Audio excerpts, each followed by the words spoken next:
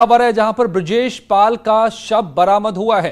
ब्रजेश पाल अपहरण कांड में सबसे बड़ी खबर अब की अगवा युवक ब्रजेश पाल का शव बरामद किया गया है। बदमाशों ने ब्रजेश पाल का अपहरण किया था लेकिन उसकी हत्या कर दी। बदमाशों ने 20 लाख की फिरौती मांगी थी। पुलिस ने ब्रजेश पाल का शव बरामद किया है। ब्रजेश पाल के दोस्त को पुलिस ने इस पूरे मामले में गिरफ्तार भी किया है। मगर बड़ा सवाल कानपुर में क्या हो गया है? अपराध सिर चढ़कर बोल रहा है। एक और बड़ा कांड ब्रजेश पाल अपहरण कांड में अब मामला अपहरण और हत्या का बन चुका है। युवक ब्रजेश पाल का शव बरामद हुआ है। पुलिस ने यह शव बरामद किया है। पहले अपहरण किया गया था, 20 लाख की फिरौती मांगी गई थी, लेकिन अब शव बरामद होने के बाद परिवार बेहाल। ब्रजेश पाल की हत्या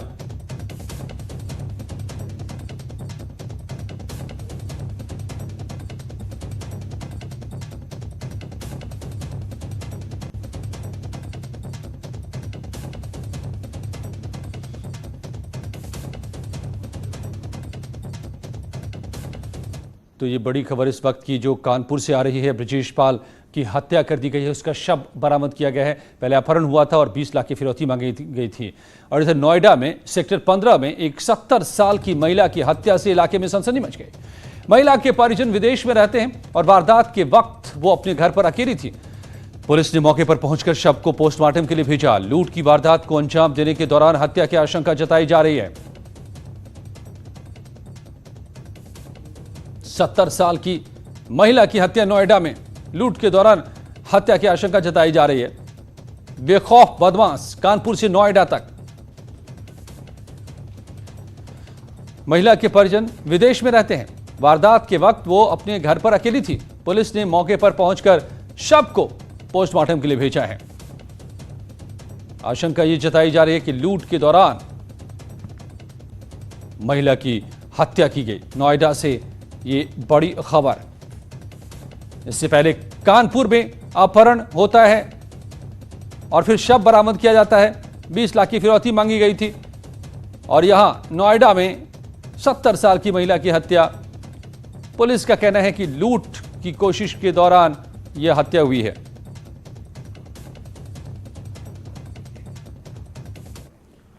और सुल्तानपुर में पुरानी रंजिश के चलते दो पक्षों में मारपीट में एक किशोर की जान चली गई। मामला बल्दीराय इलाके के चक शिवपुर का है, जहां संजय वर्मा नाम के व्यक्ति पर घात लगाकर हमला किया गया। चीख पुकार सुनकर उनके परिजन आ गए, जिसके बाद दोनों गुट भिड़ गए और जमकर मारपीट के बाद पथराव हुआ। इस मारपीट में एक किशोर की मौत हो गई। 16 वर्षीय बालक के साथ गांव के 8-10 लोगों ने मारपीट किया था, जिसको यहां से पुलिस व उनके परिवार वालों के सहयोग से जिला अस्पताल ले जाया गया, जहां पर उसकी मृत्यु हो गई है। इसमें मुकदमा पंजीकृत करके विधिक कार्रवाई। बाराबंकी के छाया चौराहे के पास मेहर उजाला लॉज में एक प्रेमी जोड़ा ठहरने आया, लेकिन दोनों में विवाद के बाद प्रेमी ने लॉज में ही लड़की के दुपट्टे से फांसी लगाकर अपनी जान देने का नाटक किया, मगर अचानक फांसी का फंदा उसके गले में फंस गया और उसकी मौत हो गई। सूचना पर मौके पर पहुंची पुलिस ने शव को बरामद कर लड़की को पूछताछ के लिए हिरासत में लिया है। उसके साथ इसकी मित्रता है और उसी मित्रता के कारण ये दोनों यहाँ पर आए थे और किसी उत्तेजना के कारण, कोई विवाद होने के कारण, जैसा लड़की बता रही है, विवाद के कारण उसने फांसी लगाने का नाटक किया, लड़की का कहना है, लेकिन संभवतः हाथ उसका छूट गया, गांठ टाइट हो गई, जिसके कारण उसकी। और कानपुर का कुख्यात बदमाश विकास दुबे भले ही अब नहीं रहा, मगर उसकी काली कमाई का साम्राज्य अब भी कायम है। अब प्रशासन ने विकास दुबे के खजांची जय वाजपेयी की संपत्तियों का ब्यौरा जुटाया है और फर्श से अर्श पर पहुंचने वाले जय वाजपेयी कैसे करोड़ों की संपत्ति का मालिक बना। सरकार ने इसके लिए केंद्र सरकार को पत्र लिखकर ईडी और आयकर विभाग से जांच कराने की बात कही है। ये ऊंचे महल तुम्हारे, ये सब जनता का है। ये शानो शौकत तुम्हारी, ये सब जनता का है। तो क्यों ना जनता को ही दे दो, जब ये हक जनता का है। ये पंक्तियां बिल्कुल सटीक बैठती हैं विकास दुबे के खजांची जय वाजपेयी के लिए, जिसकी ऐसी तमाम आलिशान और ऐसी लंबी लंबी लग्जरियस गाड़ियां मौजूद हैं। 2014 से लेकर 2020 के बीच इतनी संपत्ति कैसे अर्जित हुई, इसकी जांच अब ईडी और इनकम टैक्स करेगी। यानी ईडी और इनकम टैक्स का शिकंजा कसने लगा है और उन लोगों के बीच खलबली मच गई है जो इसके सपोर्टर्स थे। अब देखना यह होगा कि उन तक ईडी, इनकम टैक्स या जांच एजेंसियां कब पहुंचती हैं। जर्नलिस्ट आशीष पांडे के साथ अमित गंजू, न्यूज़ 18 कानपुर। और एटा के जतौली गांव में आपसी रंजिश में एक 3 साल की मासूम बच्ची की हत्या कर दी गई। बच्ची घर के बाहर खेल रही थी। देर रात तक बच्ची जब घर नहीं लौटी तो परिजन खोजबीन करने निकले, जिसके बाद पुलिस को खबर दी। बच्चों के परिजनों ने पड़ोस के 5 लोगों के ऊपर हत्या का आरोप लगाया है।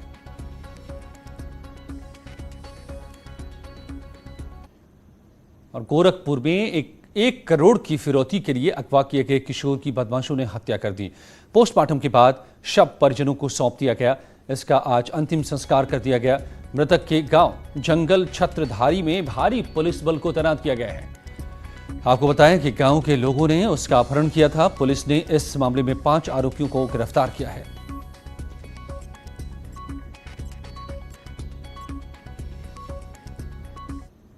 जाहिर है यूपी में अपराधियों के हौसले बुलंद हैं। लगातार वारदातों से पुलिस पर भी सवाल उठने लगे हैं। ताजा मामला महोबा का है, जहां पर 5 बदमाशों ने बाइक सवार भाई बहन से मारपीट कर लूटपाट की और मौके से फरार हो गए। घटना की सूचना पुलिस को दी गई। पुलिस के आला अधिकारी मौके पर पहुंचे और अपराधियों की तलाश शुरू की गई। ऐसे जा रहा था रात से, आगे हादसा हो गया। मेरे को किसी ने लेफ्ट मांगी, मैं लेफ्ट हल्की सी गाड़ी रुकाई, उसने मेरी चाबी खींच ली। उसके बाद वो मेरे से घुस गया। उसके बाद उसने दीदी का जेवर छीनने की कोशिश की, तो मैं उससे लड़ने लगा। आज एक दिनेश कुमार नाम के व्यक्ति के साथ एक लूटपाट हुई है। उनकी बहन ज्योति है, इनके कान की 2 झुमकी और एक मंगलसूत्र कुछ बदमाशों ने छीन लिया। यह दिनेश कुशवाहा अपनी बहन को राड से लेकर के वापस अपने से लेकर आ रहा था। इसी मध्य बिल्की गांव के पास ये लूटपाट हुई है। अभी घटनास्थल का निरीक्षण कर लिया गया है। वादी की तहरीर के आधार पर शीघ्र मुकदमा लिखा जा रहा है। बदमाशों की तलाश की जा रही है। जो आजमगढ़ जिले की पुलिस ने ट्रांसफार्मर गैंग का खुलासा करते हुए गैंग के 3 सदस्यों को गिरफ्तार कर लिया है। ये गैंग बिजली विभाग के कर्मचारियों और लाइनमैन की मदद से ट्रांसफार्मर की चोरी करते हैं। पकड़े गए चोरों की निशानदेही पर पुलिस ने चोरी के 2 ट्रांसफार्मर को भी बरामद किया, जबकि लाइनमैन पुलिस को चकमा देकर भाग गया। अब उसकी पुलिस तलाश कर रही है।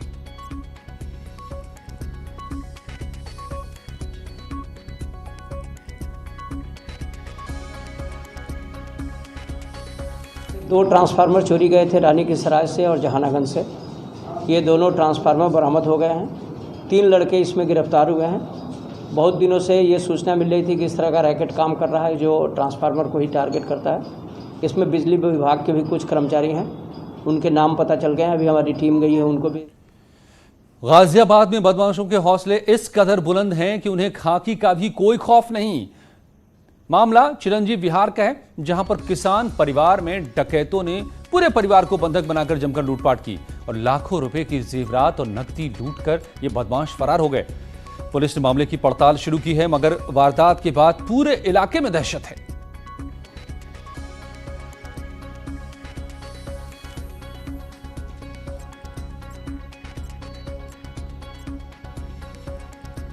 किस कदर कोहराम मचाया। बदमाशों ने पूरे परिवार को बंधक बनाकर लूटपाट की घटना को अंजाम दिया है। गाजियाबाद की ये तस्वीर आप देख रहे हैं। घर में मौजूद तमाम गहने और नकद लूटकर फरार हो गए बदमाश। और इस वक्त बड़ी खबर नोएडा से आ रही है, जहां पर सेक्टर 49 थाना इलाके में 2 साल के बच्चे के अपहरण का मामला सामने आया है। पुलिस ने तेजी दिखाते हुए बच्चे को महज 1 घंटे में बरामद कर लिया।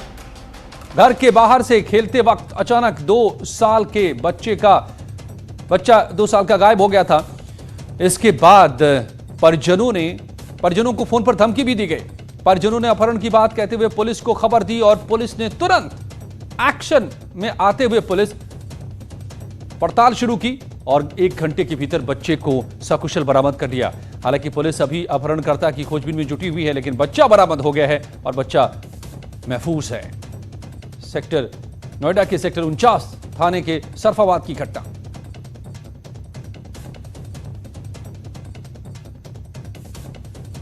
थाने का मामला है। लगभग 12:15 बजे हम लोगों को ये छोटा बच्चा जिसकी उम्र लगभग 2 साल है उसके किडनैप की सूचना मिली थी। पुलिस ने तुरंत सक्रिय होकर सक्रियता दिखाते हुए बच्चे को रिकवर कर लिया। बच्चा सुरक्षित है और इस संबंध में FIR कायम हो गई है। अपहरणकर्ताओं के बारे में भी हम लोगों के पास में डेफिनेट लीड है, जल्दी ही उनको भी गिरफ्तार कर लिया जाएगा।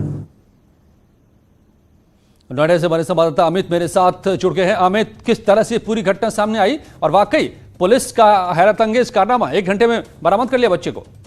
जी अजय, आपको बता दूं लगभग 12 बजे की बात थी जब 2 साल का बच्चा अपने घर के बाहर खेल रहा था, अचानक गायब हो गया।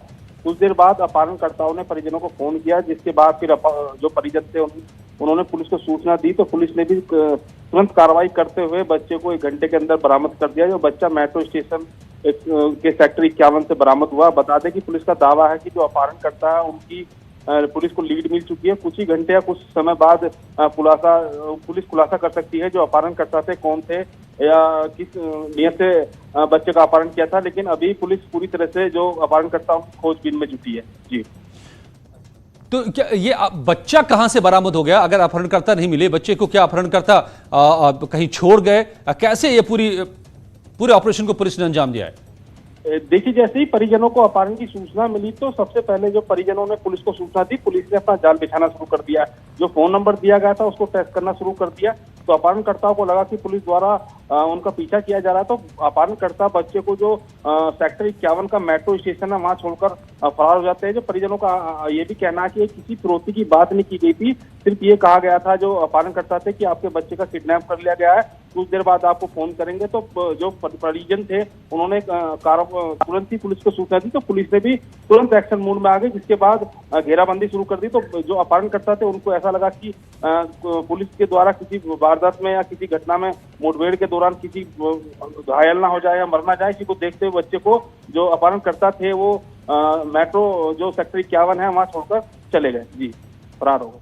और कैसे ये अपहरण की पूरी घटना को अंजाम कैसे दिया गया था? कहां से बच्चे को उठाया गया था? क्या परिवार के लोगों को किसी पर शक है? कोई जानकारी मिल पा रही है इस बारे में? देखिए, अभी तक जो परिवार वाले हैं कुछ भी कहने से बचते नजर आ रहे हैं, क्योंकि पुलिस अब इसमें छानबीन कर रही है।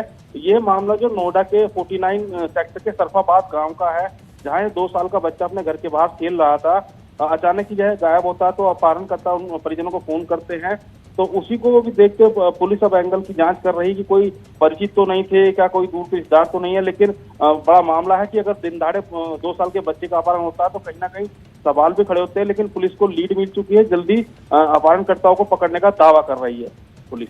जी, तो वाकई अब तारीफ करनी होगी नोएडा पुलिस की। 1 घंटे के भीतर बच्चे को जिसका अपहरण हुआ था सकुशल बरामद कर लिया है। अपहरणकर्ता ने मेट्रो स्टेशन पर बच्चों को छोड़ दिया जब उन्हें ये अंदाजा हुआ कि पुलिस पीछा कर रही है। बड़ी तेजी से एक्शन में आई पुलिस। हालांकि अपहरणकर्ताओं का अभी पता नहीं चला है, लेकिन बच्चा सकुशल बरामद कर लिया गया है 1 घंटे के भीतर अपहरण के बाद। नोएडा के सेक्टर 49 थाना इलाके की घटना सरफाबाद की। और नोएडा के थाना एक्सप्रेसवे के इलाके के सेक्टर 128 में मौजूद जेपी हॉस्पिटल में एक ही वार्ड में भर्ती कोरोना के पेशेंट डॉक्टर ने युवती से छेड़छाड़ का आरोप लगा है। बताएं कि पीड़ित और आरोपी दोनों कोरोना के पेशेंट हैं और एक ही वार्ड में भर्ती हैं। पीड़ित युवती ने पुलिस को बुलाकर डॉक्टर पर छेड़छाड़ का आरोप लगाया। पुलिस ने युवती द्वारा दी गई शिकायत पर मामला दर्ज कर लिया है और अब जांच में जुटी है। राम मंदिर शिलान्यास के लिए अयोध्या में तैयारियां जोरों पर हैं। डिप्टी सीएम केशव मौर्य आज यहां पहुंचे। उन्होंने रामलला के दर्शन किए और शिलान्यास की तैयारियों का जायजा लिया। हम आपको दिखाते हैं केशव मौर्य के अयोध्या दौरे की वो तस्वीरें। केशव मौर्य ने हनुमानगढ़ी में दर्शन भी किए और इसके बाद रामलला के दर्शन करने राम जन्मभूमि पहुंचे, जहां सर्किट हाउस में अधिकारियों के साथ मीटिंग भी की और शिलान्यास की तैयारियों का जायजा लिया। केशव मौर्य ने राम मंदिर निर्माण के लिए 6 लाख का दान भी दिया है। तो डिप्टी सीएम केशव मौर्य से बात की हमारी संवाददाता अनामिका सिंह ने। राम मंदिर के शिलान्यास की तैयारियों का जायजा लेने के लिए उत्तर प्रदेश के उप मुख्यमंत्री केशव मौर्य खुद अयोध्या पहुंचे हैं। सबसे पहले उन्होंने परिवार समेत रामलला के दर्शन किए हैं। इसके बाद वो यहां पर पहुंचे हुए मीटिंग करने के लिए। सर, पीएम मोदी आने वाले, ऐतिहासिक मौका है, क्या तैयारी है आप लोगों की तरफ से? देखिए, सरकार की ओर से जो तैयारियां होनी चाहिए लगातार की जा रही है। और यहाँ 500 साल का जो एक संघर्षपूर्ण इतिहास है उसका एक सुखद दिन, जिसकी सदियों से राम भक्तों को प्रतीक्षा रही है, तो आया है। और 5 अगस्त यह ऐतिहासिक तिथि है और सरकार की ओर से अयोध्यानाथ की नगरी को वैसे ही सजाया संवारा जा रहा है जैसा सजाया जाना चाहिए। और अभी तो झांकी है, बहुत अच्छा दृश्य दिखाई देना बाकी है। सर, आपने बहुत आंदोलन भी किए राम मंदिर के लिए। हम लोगों को याद है कि आपने किस तरीके से नौजवान जब थे आप तब से आपने इस बहुत संघर्ष किया है। क्या खास रहेगा आपकी तरफ से इस बार? नहीं, मैं तो एक राम भक्त के नाते तो सदा रामलला के भव्य मंदिर निर्माण का जब शुभ समय आया है तो खुशी से एकदम आह्लादित हूँ, बहुत खुश हूँ। बाकी उत्तर प्रदेश के उप मुख्यमंत्री के नाते और जिन विभागों का काम मेरे जिम्मे है उनके माध्यम से जो भी अयोध्या नगरी को सजाने के लिए हम लोग कर सकते हैं वो करें। एक आखिरी मौका सर, आपके विभाग के कुछ शिलान्यास और कुछ योजनाओं का तोहफा भी मिलने वाला है 5 अगस्त को ही सर, वो क्या खास होगा अयोध्या के लिए? अभी बैठक करेंगे, उसके बाद नहीं। बहुत शुक्रिया बातचीत करने के लिए। तो ये केशव मौर्य जी हैं जिन्होंने जानकारी दी है और ये बताया है कि अयोध्या के विकास के लिए जिस तरीके से काम चल रहा है उसमें 5 अगस्त को जो शिलान्यास होने वाला है प्रधानमंत्री मोदी का, उसमें कोई कसर नहीं छोड़ी जाएगी, कम से कम अयोध्या की ओर से। और बहुत सालों के बाद ही ऐसा मौका आया है जब यूपी सरकार अपनी पूरी ताकत झोंक रही है इस दिन को बेहद खास बनाने के लिए। अनामिका सिंह, न्यूज़ 18 अयोध्या। तो देखिए उन तस्वीरों को भी जब केशव मौर्य अयोध्या के दौरे पर थे, क्या क्या उन्होंने किया। हनुमानगढ़ी भी पहुंचे केशव मौर्य, दर्शन किया। रामलला के भी दर्शन करने पहुंचे, राम जन्मभूमि सर्किट हाउस भी पहुंचे, अधिकारियों के साथ मीटिंग की, किस तरह से तैयारी हो रही है। बड़ा मौका है ये, शिलान्यास का मौका है, जन्मभूमि मंदिर के शिलान्यास का मौका है। जो सैकड़ों सालों से विवाद चला रहा था उसका निपटारा हुआ है और इसके बाद अब मंदिर बनने की बारी है तो उसका शिलान्यास होना है। जाहिर है बड़ी तैयारी है, जैसा खुद कह रहे थे डिप्टी सीएम। तो कैसी वो तैयारी है, जायजा अधिकारियों के साथ मीटिंग करके लिया और तमाम बातों पर उन्होंने अपने निर्देश भी दिए। केशव मौर्य ने राम मंदिर निर्माण के लिए 6 लाख का दान भी दिया। और श्री राम जन्मभूमि ट्रस्ट के महामंत्री चंपत राय ने कहा है कि राम मंदिर की नींव में टाइम कैप्सूल रखने जैसी बातें गलत हैं और काल्पनिक बातों पर लोग विश्वास ना करें। अलग अलग स्रोत से समाचार आ रहा है कि 5 अगस्त को कोई टाइम कैप्सूल जमीन के नीचे रखा जाएगा। यह समाचार गलत है, मनगढ़ंत है।